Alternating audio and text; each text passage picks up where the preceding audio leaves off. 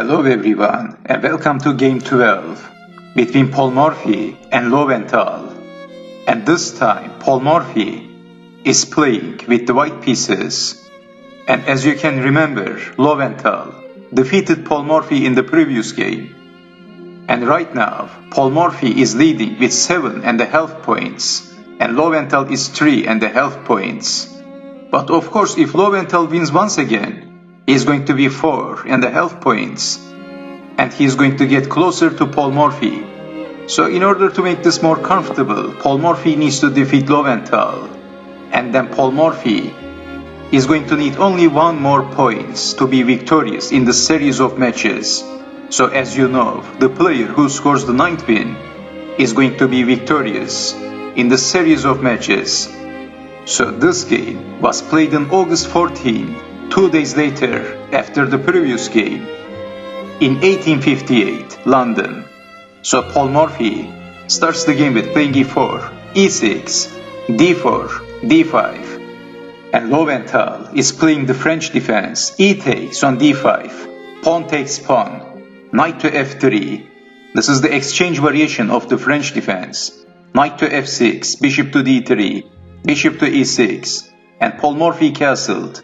Bishop to d6, knight to c3, c6, knight to e5, queen to b6, bishop to e3, knight from b to d7, f4, bishop takes knight, f takes on e5, knight to g4 attacking the bishop, queen to d2, knight takes on e3, queen takes on e3, and finally Loewenthal captures the pawn on b2, which was not guarded by Paul Morphy. Maybe Paul Morphy wants to open the b file. Knight to e2, queen to a3, knight to f4, queen to e7, going back, rook from a to b1, and Loewenthal castled in the queen side. His plan is simple, attacking the king side, and then checkmating the king after opening the deadly files.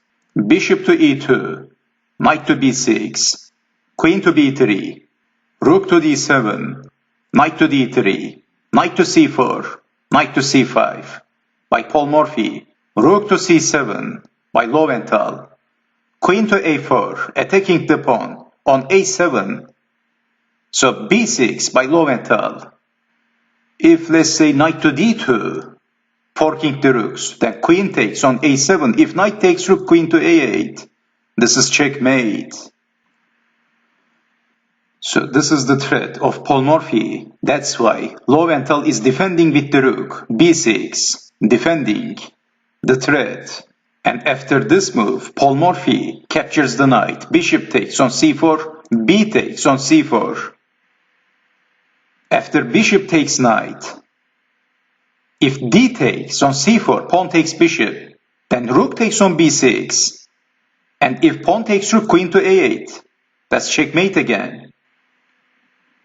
So we have b takes on c5, and Paul Morphy played bishop to a6, that's check, king to d7, and then Morphy played bishop to b7, rook to d8. Believe it or not, but at move 25, Paul Morphy played a move, and Loewenthal resigned.